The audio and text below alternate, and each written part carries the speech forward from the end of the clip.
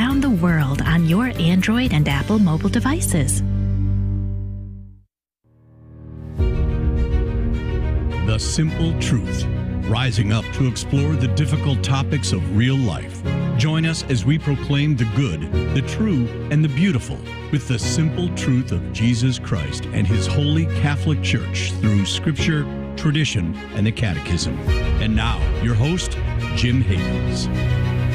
It is great to be back with you on The Simple Truth. We consecrate everything to the Sacred Heart of Jesus through the Immaculate Heart of Mary and the pure, strong heart of St. Joseph. Today is Testimony Tuesday, where we bring you real, live, first-hand testimonial accounts of the life-giving reality of Jesus and His Catholic Church.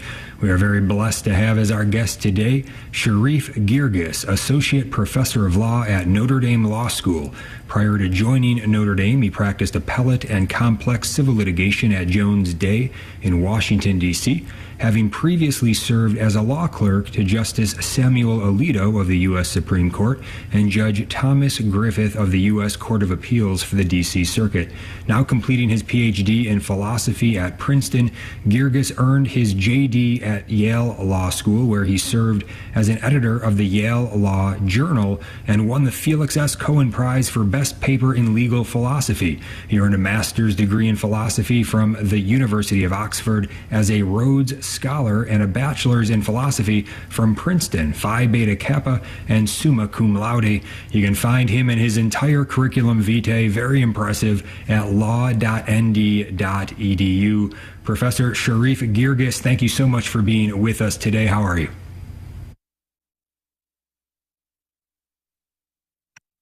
Great. Thank you so much for having me. All right. Awesome. Terrific. Well, it's a great blessing to have you here. And we always begin these Testimony Tuesdays at the beginning.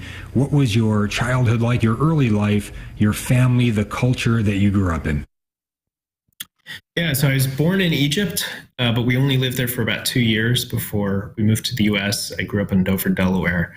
And I was baptized as a Coptic Orthodox Christian when I was an infant. And for a few years that we practiced that denomination, in that denomination, in that community, there was a church in northern Delaware, just about 45 minutes from our home, that had a small Coptic Orthodox community.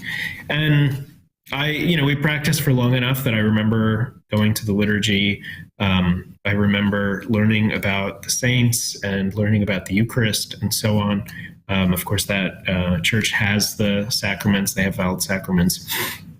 But and my family were fantastic. My parents raised us. So I had 2 younger sisters. They raised all 3 of us with traditional Christian values in general terms. But it didn't take too long for us to kind of peter out in terms of practice. And within a few years, probably by the time I was maybe 8 years old or something, we weren't really practicing in any serious way. Wow. All right. Well, continue on. Tell us about the obstacles and what happened next. What I guess brought you back, or connect any dots that you want along the way. Yeah. So I think we were. I think the reason we fell away was nothing in particular. It was just a slow drift. It may have been partly that God had blessed our family in material terms. We weren't rich or even close to it, but we were just not worried, not anxious about that element of life, at least for a few years. And so things were just going fine. There weren't major health crises, there weren't major financial crises, and there wasn't anything that kind of forces you to drop to your knees or cling to faith, or cling to the consolations of faith, or to prayer or supplication. So I remember clearly we would start going to Mass later and later, the liturgy later and later, and then eventually we just kind of would skip a few Sundays here and there, and we just stopped entirely. I then, over the next few years, a couple things happened. One is that I think without that source of meaning in life, I grew extremely bored and to some extent depressed, and found just no value in anything I was doing. I was going to school and I was doing fine in school, and I had friends, and I had the ordinary makings of a decent life for 8, 9, 10, 11-year-olds, but I wasn't fulfilled, and I was very anxious about that. And it was a source of, as I said, it easily sent me into sadness. And when it didn't, it was just a life of deep boredom. And I had, a long period of. I think at the beginning, what happened is that I was slipping into a kind of moral slumber, and I was doing things and giving in really even to addictions that I thought that I knew were deeply destructive and harmful, and that were bad for me spiritually. I didn't stop believing in God. I still believed in God, and I still believed in hell. And I remember a period where I was pretty convinced I was going to hell. And then every once in a while, I would try to offset it. I would try to start paying down the debt a little bit by watching one of the Christian channels on TV, as I thought of it. And there were two mainly in my area. One was TBN, or the Trinity Broadcasting Network, which had Protestant and evangelical voices on it. And the other was EWTN, the Catholic channel with a nun who was always talking. And I was watching those mostly just, as I said, as in this almost superstitious way of thinking like, well, if I watch them a little bit, maybe that's going to offset some of the spiritual harm. And there was one occasion in particular that completely caught me and that completely drew me in. And that was a documentary, I guess, on Saint Faustina on EWTN. It's just an hour long. And it's basically just a look at her life and about the messages that Jesus gave her about the divine mercy. And that changed everything. I remember I wouldn't say I had a mystical experience while watching it, but I did feel a very distinct sense of God's presence and of being kind of enveloped in God's mercy. But the thing that most struck me about it was the messages of Jesus to Saint Faustina for everybody else, which reflected not just this idea that God kind of created us and got the whole thing going, or even that he cares about us as a community in general, but that he cares about each particular soul, and that he's even passionate about each soul and almost thirsting for souls, thirsting to be one with each soul, and thinking about you in particular, madly in love with you in particular, and doing everything he can to, extend his mercy, extend his invitation for you to be a part of his own inner life. And it just kind of blew me away. Even the fact that the Divine Mercy prayer itself was in the first person singular. It's not like we offer you the body and blood, but I offer you the body and blood. The kind of intimacy and directness of that just blew me away. The idea that I was loved in that way, and that God wanted a relationship with me, and the idea of mercy being foregrounded, of his offer of mercy, rather than just the kind of general interest and then wrath, which is all I had seen in my mind up till that point, changed everything. Mm-hmm. Yeah, incredible. Yeah, and as we go here, we try to follow the sacramental graces. You mentioned that you would have been baptized as an infant in the Eastern churches, in the Coptic rite, I guess. Do they also have the restored order of the sacraments, where confirmation would have also been early on like that? Then yes. You would have received. Okay, go ahead. Yeah. So on June 13th, 1986, so just a few months after I was born, in March of 1986, I received all three sacraments of initiation: baptism, confirmation, and the Eucharist. And there were a few things along the way that really cemented I think I attribute my not losing the faith in the meantime to a few things. So one is those graces, and two is the sense of extraordinary majesty that you get in the Coptic Orthodox liturgy. So the Orthodox are separated from the Catholic Church. They're not one. They don't recognize the authority of the Pope. They're not one with him in communion, but they do have the sacraments. They have they have a great reverence for the Eucharist, and they have a very majestic liturgy.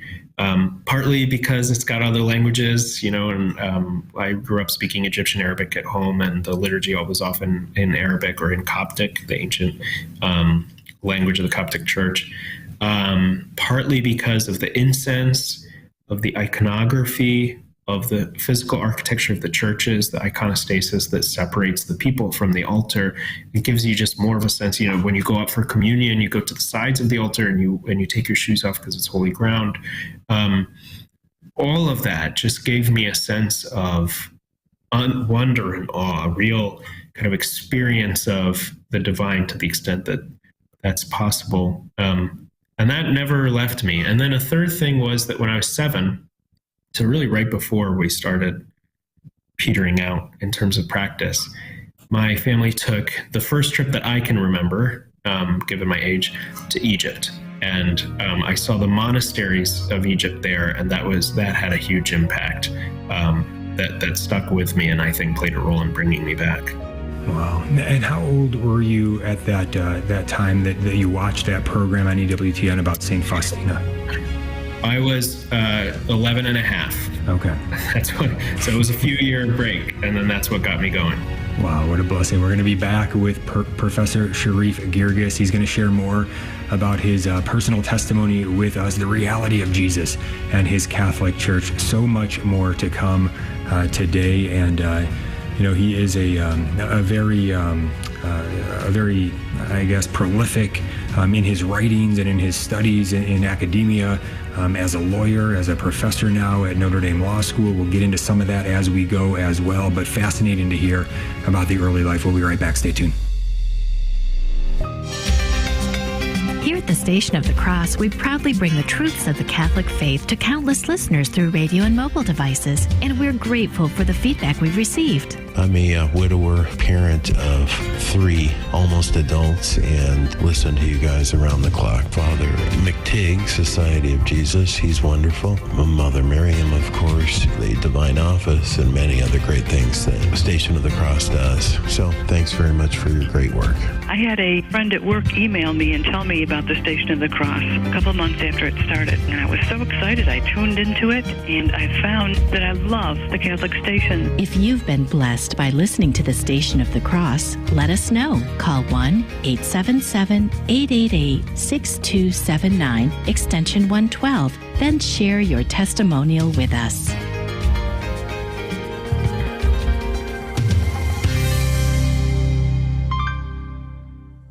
Are you ready to take on the world of flesh and the devil with just the facts? This is Jesse Romero, host of Jesus 911, heard weekdays at 2 p.m. Eastern.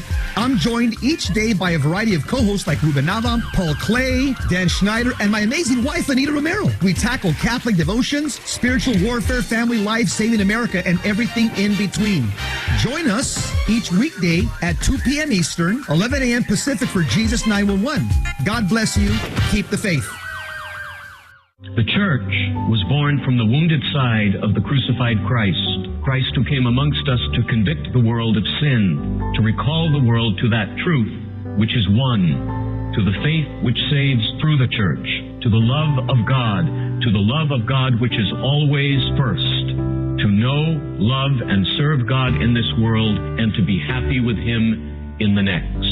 That's Sermons for Everyday Living, weekdays from 6 to 7 a.m. Eastern on the Station of the Cross.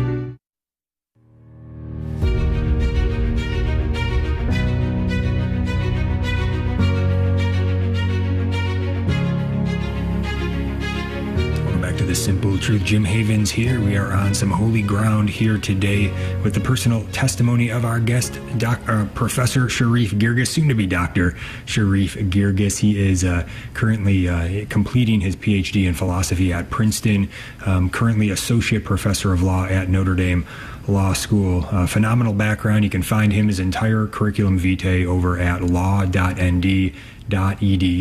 So in that first segment, we got up to where you were about 11 and a half. You watched that show, that program about St. Faustina on EWTN, and you experienced the personal love of God for you. It was profound. What happened going forward from there? Yeah, so he got my attention by working a couple miracles all at once, which is one, and these were kind of moral miracles, but one is an immediate overnight overcoming of those addictions, but also of the boredom, and also of the pretty strong temper that I had developed even at that young age. And I only noticed some of those changes in retrospect. I noticed some of them immediately, but they were transformative, and they just grabbed me by the collar and made it completely unmistakable to me that something supernatural was going on, and then I had to learn more about it. On the meaning thing, I think I pretty quickly got the sense through what I then started to learn about on EWTN and with online resources and so on, pretty quickly got the sense that every moment can be an occasion for growing in virtue, for growing in sanctifying grace, for growing in your capacity to love and in your capacity to appreciate God and the beatific vision in heaven.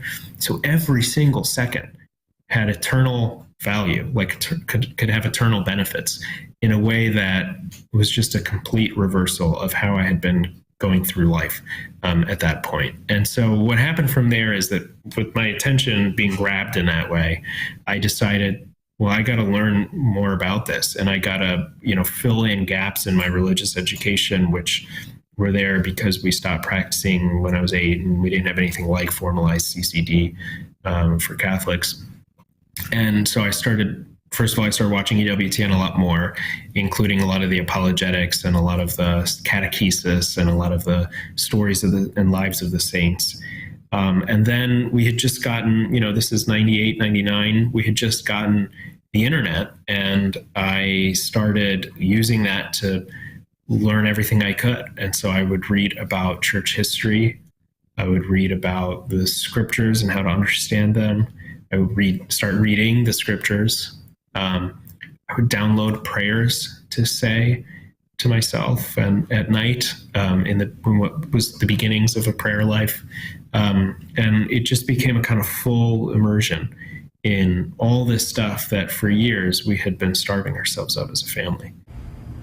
And then this experience of hungering and thirsting for it that I think so many who are listening who have had that experience can certainly relate to. And to those that maybe have not had that experience yet, it's there for you to have. So keep going, keep that heart and mind and that life open to God's personal love for you. And you will experience that hunger and that thirst for Him to learn more about the faith, to live the faith. Where else did you go going forward with that hunger and thirst? At what point, I guess, did it lead you back to the Mass? At what point back to confession and Mass? So this is great. So first of all, your repeating hunger and thirst is spot on and maybe providential, because I remember actually for months thinking, I don't know how to grow. Like, this sudden thing happened, but I don't know how to deepen it. But I have complete trust that it'll work out because of what our Lord says, that those who hunger, and blessed are those who hunger and thirst for righteousness, for they shall be filled. And I would repeat that as a mantra to myself, as a prayer to myself over and over. And it gave me the greatest peace and the greatest confidence that if I let our Lord guide me, he would show me what to do. And one of the things that I was wondering about what to do is where and how to worship, because my parents were Coptic Orthodox. My mom had been Catholic before she married my dad. I had Catholic friends. I also had Protestant and evangelical friends. For a time, I went to Bible studies and youth group events with some of them. And so one of the questions was, who's right about these really important questions that divide Christians? Obviously, we're united on the most important things, but we're divided on some really important ones. Is this just a piece of bread, or is it Jesus? Does confession work, or is it a superstition? What about the lives of the saints, the prayer to the saints? So I was reading. I started praying at the same time. I started reading the Bible every day at the same time. And one thing that led me to the Catholic Church in particular was a bunch of apologetics. And in particular, I remember Jimmy Akin, who's at Catholic Answers even now and still doing an amazing job, had some blog posts about St. Peter and the Pope that then got me reading and thinking more. Because at the end of the day, what divides the Orthodox from Catholics? They've got the same sacraments. They've got very similar theology on some key issues. What divide them are questions of authority, and in particular about the Pope. Granted that all the bishops speaking in unison can teach in a way that's perfectly reliable, as at the councils, the church councils, including the ones that the Orthodox and Catholics both recognize. What about the Pope?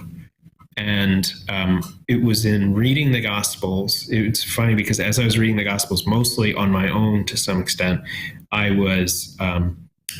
found myself coming in a kind of fuzzy way to a view about church authority that I then learned as I read more was exactly what the Catholic Church taught. So it seemed to me that like the apostles all together mattered in some way. And Christ was saying, he who hears you hears me, and I will send the Holy Spirit and he will lead you into all truth. And, he who hears you hears me, hears the Father. So I got the sense that the apostles mattered as a group, but then I was also really tuned in to the areas where Jesus seemed to be giving Peter in particular special authority. You are Peter, and on this rock I build my church, and the gates of hell shall not prevail against it. What he says about giving the keys of the kingdom, he says it to the apostles as a group, but then to Peter individually. He tells Peter to feed his sheep and to feed his lambs.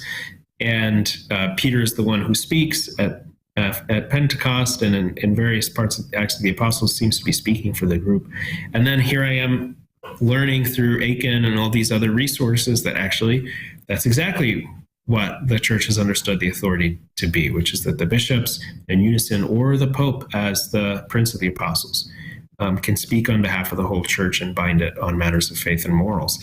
And the more I read of that, the more convinced I became that the Catholic Church is the fullest expression of the church that Christ founded, and that the Pope is who he says he is. And I became convinced I had to become a Catholic. And then from there, I knew where to seek the sacraments, and I knew what the sacraments were about, because of course, once that linchpin falls in place about authority, everything else follows. All the most important questions have an answer, and have an answer that's discoverable, and that you don't have to discover from scratch yourself reading all the materials.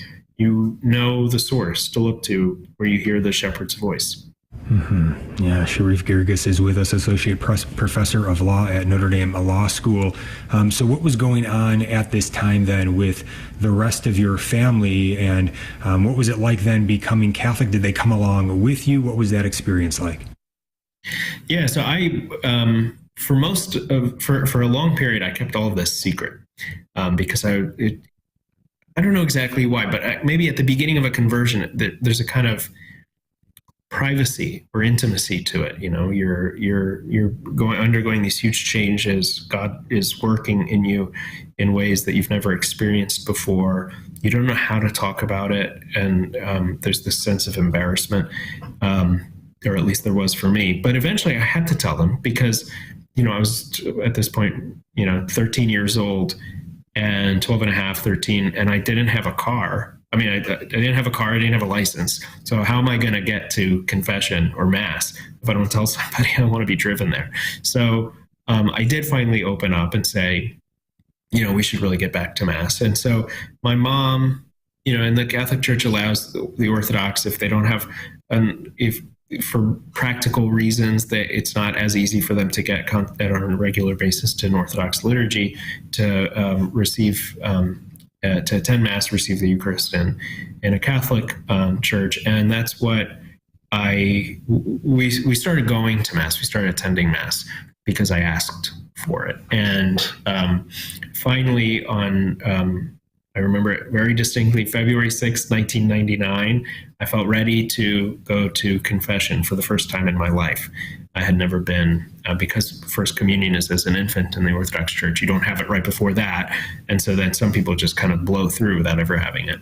And that was, the 2 or 3 days after that first confession, I had a joy that I cannot even explain. Never experienced it before, have never experienced it since. It felt almost like an out-of-body experience. I would look at my arms and hands and I would think, this is the skin, this is the body of a man who's in the state of grace. And it was I think the closest I've gotten to a real foretaste of what I assume is the joy of the kingdom. And then from there, my family started coming on more and more. So my mom returned to the sacraments, and then my sisters started getting a Catholic education, and they became Catholics in the ensuing years. And my father, before the end of his life, was reconciled to the church, at least received the sacraments again to his own church. So, little by little, God had some kind of beachhead in my heart, and then worked through that to bring the whole family along. Amazing. Professor Sharif Girgis is with us, sharing some of his early life and his personal testimony here. And what was it like amongst your peers, I guess, now entering into your high school years? Yeah, well, it was a similar thing. It was gradual in the sense that first I didn't know how to talk about it. But eventually you get lit on fire enough that you really can't not talk about it. And so I eventually went on a tear of kind of evangelistic zeal. And I told my friends about it, and I would bring them along to Mass, and I would get some of them who were kind of fallen away Catholics to come back to the Eucharist, to go to confession, to come on retreats with me. Some of them are my closest friends today, partly because we shared those formative experiences early on, more than 20 years ago now, in coming back to the faith. And I got into lots of debates with friends about why the faith is true. And that's really what led me into the work I'm doing. So at the time, I was most interested in math and science. But getting into those debates about apologetics, and from there to theology, and from there to philosophy, and from there to law, is what set me on the professional path that I ended up taking. All right, terrific. Great place to leave it as we head into the break. We'll be right back with Professor Sharif Girgis, Associate Professor of Law at Notre Dame Law School. Again, you can learn more about him and all of his good work by going to law.nd.edu. What a blessing we have here today. Make sure that you know where to find this show and share it especially with the young people around you that are of that age that Sharif is talking about here, that middle school, high school age. Maybe they're right there sitting in the middle of the Catholic Church, sitting in the pew every Sunday, but their heart's not in it. They don't know God's personal love for them. They haven't experienced that hunger and thirst. Let them know this is real and this is possible, and it's for them. We'll be right back. Stay tuned.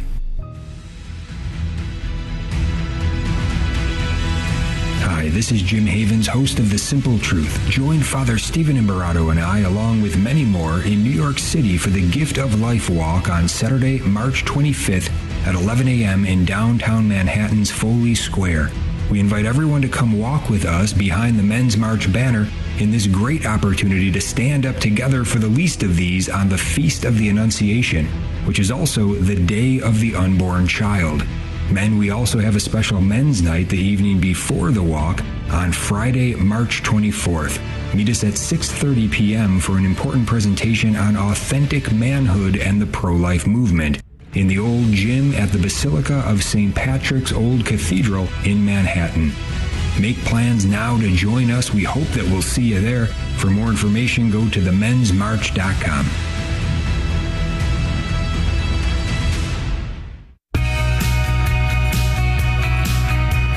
Our bumper magnets are a great way to promote the gospel as proclaimed through Catholic radio. We hear all the time from new listeners who were introduced to the station through a bumper magnet. We'd be happy to send you a bumper magnet so that others can come to know our Lord. Just go to thestationofthecross.com and find our bumper magnet request button under the About tab. That's thestationofthecross.com under the About tab.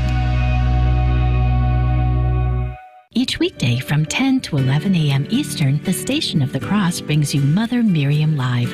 Mother Miriam, you open my eyes. You are the light in this dark and evil world. I absolutely love you, and I love your uncompromising Catholic heart. Tune in from 10 to 11 a.m. Eastern for Mother Miriam Live on the Station of the Cross and our free iCatholic Radio mobile app. You can also watch the video stream every day on Facebook or on YouTube.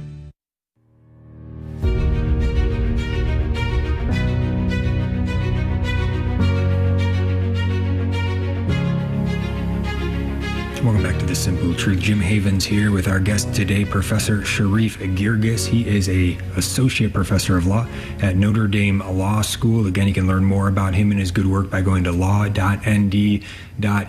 In his curriculum vitae, you'll see all of the various writings that he's done. You can look those things up and read those at your leisure as well, depending upon how deep you want to go. But just incredible stuff you will find there as you do dig in, if you wish. But as we get into the intellectual side of things, the intellectual life here with Professor Girgis, I guess let me frame it this way. So we're getting into where you're going to be going off then to Princeton for philosophy, ultimately then master's degree at the University of Oxford in philosophy. Anything that you want to share, I guess, to connect the dots into that.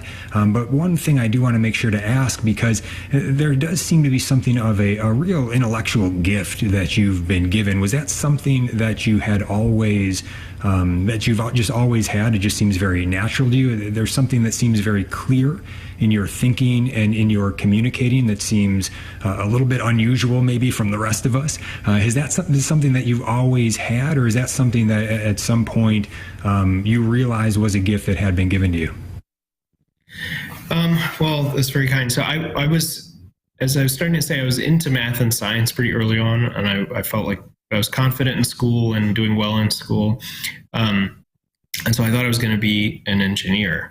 And then it was the conversion, my kind of practical and moral conversion, and then eventually actual conversion to Catholicism, that set me on a different path and opened up different gifts. And that was partly initially because I just wanted to convert everybody I ran into. I wanted them all to become super Catholics and saints. And the way to do that with your Protestant friends is to, as I saw it, is to open up the Bible and to talk about church history and to say, look, if you look back at the church's history, like you go back basically any time before 1500, and it's clear that the whole church is Catholic or Orthodox, and you go back a little bit earlier and it's clear that the whole church is Catholic, and it's unmistakable. So either, the earlier back, the more Catholic and less Protestant it looks, or look here at what he says to Peter, what he says to Paul, look at Acts 15, where the church is saying it seemed fitting to the Holy Spirit and to us, where the Holy Spirit is speaking through them. Fine. But what do you do with the people who don't share the Bible, who don't think that the Bible is reliable? So they're just not interested in those arguments. And that's what introduced me to philosophy. And then it's the debates, it's the reading into that, and then the debates I had with friends, partly based on that, partly based on my own kind of intuitive judgments about what seemed right. Debates about whether God exists, debates about the pro-life cause and other kinds of issues that divide believers and non-believers in practice in a lot of these cases. That's the stuff that opened me up to the life of the mind beyond math and science, to the humanities, and to writing and speaking about philosophy and about the big vexing questions of public life that show up in politics and morality and law. And that's what set me on my course. So in particular, concretely what happened is that I read a profile in Crisis magazine of a guy named Robert P. George, who is a professor at Princeton, a serious Catholic.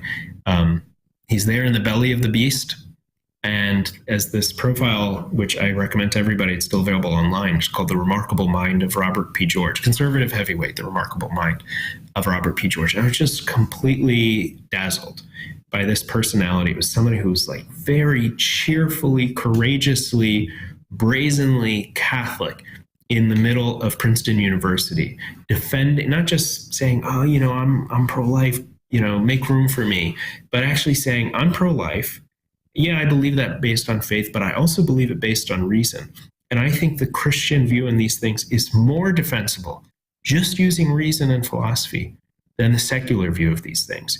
And not just on life, but on marriage and on religious liberty and on the existence of God and on a bunch of other things where most secular people today think they have the high ground intellectually and morally. I actually think their view is subject to real problems, and that the Christian, what's described as the Christian view, is actually rationally superior to. And I was totally captivated, and I decided I'm going to apply to Princeton just because of that. I was only going to apply to University of Delaware for engineering and a few other places nearby. I applied to Princeton. I got into Princeton by some kind of magic, and I went there. I worked with Professor George. I worked with a bunch of others, and that set me on the path of philosophy and law. Wow. And at that time when you were there at Princeton, I guess what years would you have been at Princeton? 2004 to 2008.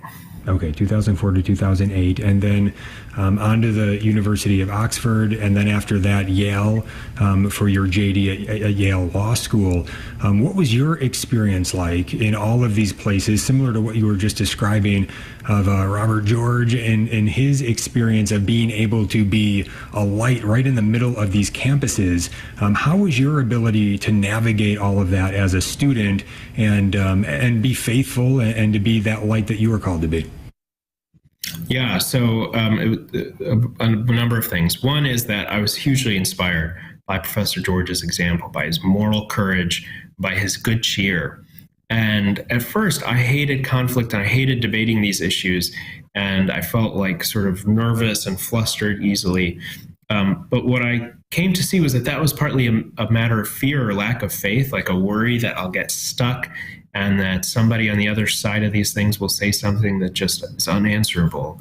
And as my confidence in the truth of all of these convictions grew, my confidence and comfort in debating them also grew. And I realized that the resources are there. The Catholic Church has the most impressive intellectual tradition of any institution ever. And it's got the deepest and greatest thinkers, you match Aquinas' brain to anybody else's. But it also has, obviously, the help of the Holy Spirit and of revelation.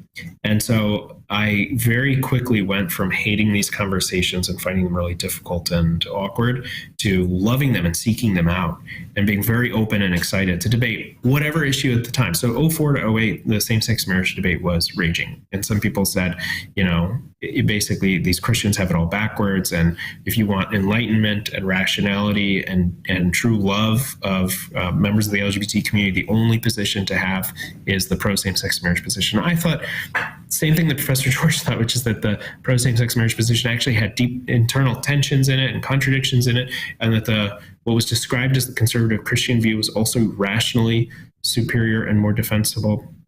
And I started saying that. And then I was challenged on it enough by friends that I thought I need to write this down somewhere so that we can start with that, and then started writing about it and then speaking about that writing, which became a law review article and then a book.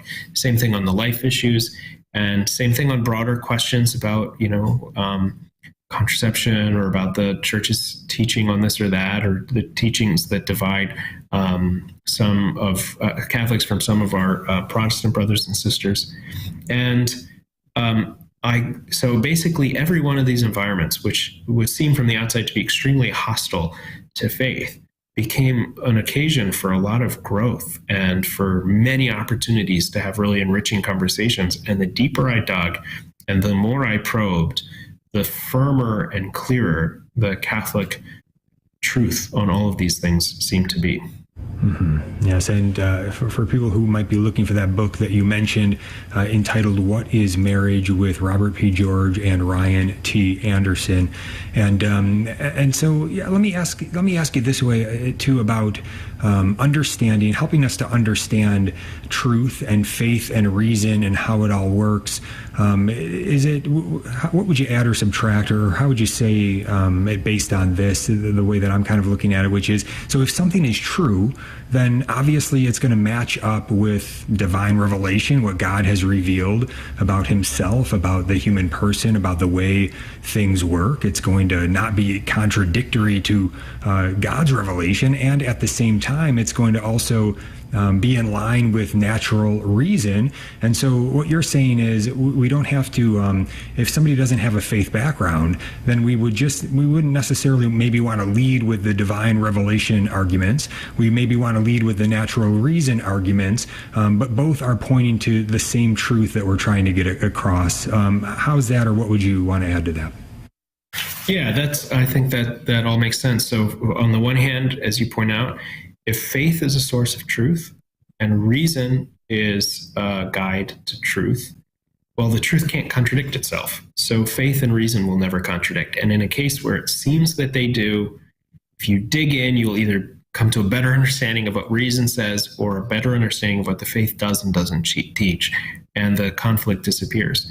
And that sounds like a bold promise, but my experience was that every time you dig and you draw on the right resources and you really probe as far as possible, that is what turns out to be true. So that's the first thing. They don't contradict. Second, of course, some things are only knowable by faith. That God is triune, that Jesus, was true God and true man, and so on. But even there, they don't contradict reason. It's not that reason rules out this possibility. Reason just doesn't rule it out or in, and then investigation into history, and then from there into faith, fills in the gaps. But then the other thing, and this is the thing that maybe I had not fully appreciated, is that there are some issues on which both faith and reason can shed light. And on those issues, we tend to think that they're still just a matter of faith, and we don't exercise the reason muscle as well. So abortion is one example, same-sex marriage is another example, religious liberty issues. Even the existence of God is something that reason can give you a philosophical argument for. You don't have to take it on faith. But the pro-life position, yes, the church teaches that every human being from conception onward is a subject of profound inherent and equal dignity and shouldn't be intentionally killed. But it turns out that that's the most rationally superior view too. That if you probe the philosophical weaknesses of the pro-choice position, the pro-life position turns out to be the most cogent and coherent. Same thing on the marriage issue, where people are most inclined to think that if you're traditional, it could only be because of faith and not because of reason. I actually think it turns out that reason favors the traditional view. And same thing on these other issues. So it's not just that they don't conflict. It's that sometimes on the things that we think are just a matter of faith, reason also says that view is stronger. Mm-hmm. Yeah, Sharif Girgis is with us, Associate Professor of Law at Notre Dame Law School. From philosophy, then, how did that develop? How did that discernment take place that led you into law? Yeah, so one thing is that, as you mentioned, I studied philosophy first as an undergrad at Princeton, and during my master's degree coursework and writing at Oxford. And then I started the PhD in philosophy. And I found myself over and over being interested in areas of philosophy that intersected with the law. Partly because of the kinds of debates that I was discussing and that I got involved in with friends, and then more broadly. I just kept running into, again and again, these questions about what does morality, what does the natural law, what do basic principles of justice, and what does the faith teach about what a just society looks like, about the kind of protection we owe to the least of our brothers and sisters, about the institutions of civil society that serve the common good, marriage and the family, and religious flourishing, and so on. And so over and over, I kept running into those areas of intersection. I thought, well, I might as well learn something about the law directly if I'm going to be talking about the intersection of law and philosophy. And that's why I went to law school, and then I ended up getting some legal practice. And from there, decided to dedicate my life full time to writing and thinking and teaching about law and philosophy together.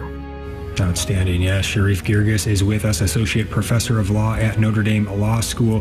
One more segment to go. Wish we had many more segments to go, but when we get back, we'll hear a bit about his serving as a law clerk to Justice Samuel Alito of the U.S. Supreme Court, Judge Thomas Griffith of the U.S. Court of Appeals for the D.C. Circuit, moving all the way on to now as a professor of law at Notre Dame Law School. So we've got a lot to pack in. Also, Robert George's name coming up in that last segment a bit. Big fans of him here, especially his work with John Finnis on that amicus brief that they submitted to the Dobbs case that ultimately reversed Roe. But their constitutional personhood argument is outstanding. We'll be right back. This is Life News Radio. I'm Jim Anderson. An FBI agent turned whistleblower tells Congress that after Roe v. Wade fell, his FBI bosses made pro-life adherents a threat tag for criminal activity. Fox News reports that whistleblower FBI agent Garrett O'Boyle questioned how that pro-choice people threatened violence, and the threat investigation was turned to pro-life people. Acquitted once and now arrested for a second time, Alliance Defending Freedom International is again defending UK pro-life leader Isabel Vaughan Spruce. Birmingham, England law prohibits her thinking or praying in the same neighborhood as an abortion clinic.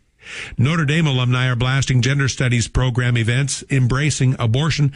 The president of an alumni group says the events do not allow the pro-life or Catholic Church position on abortion. This is Life News Radio. Life News Radio should make you think, and often it should make you think about calling your elected officials in Washington, D.C. Let your senators, your representatives, hear from you. 202-224-3121. In other headlines, a Minneapolis pro-life pregnancy center is the latest hit by violence. LifeNews.com lists over 250 such attacks since last year. The largest teachers union says local unions must demand abortion coverage in benefit packages. The NEA advocates funding for telemed abortion, abortion prescriptions by mail, and abortion travel.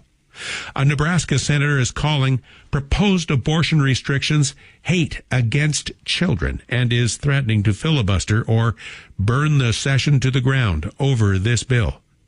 And Utah Governor Spence Cox says he will sign a bill into law that closes abortion clinics this year. For pro-life headlines delivered to your email address daily, sign up at lifenews.com. This has been Life News Radio.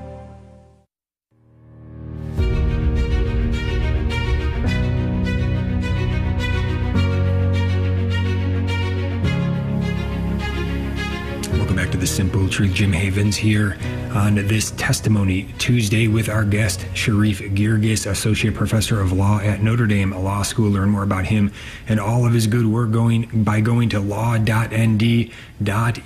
Final segment here.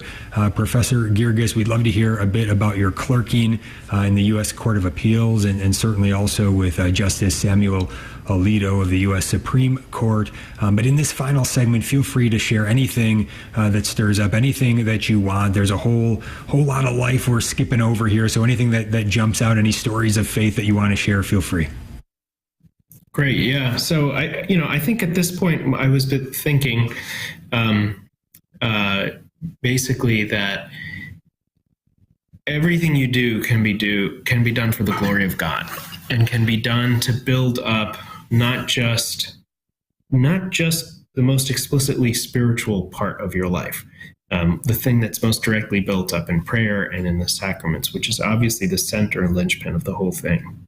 But also you can build up raw material for the kingdom in whatever you're doing, as long as you dedicate all the gifts that you've got to serving human goods.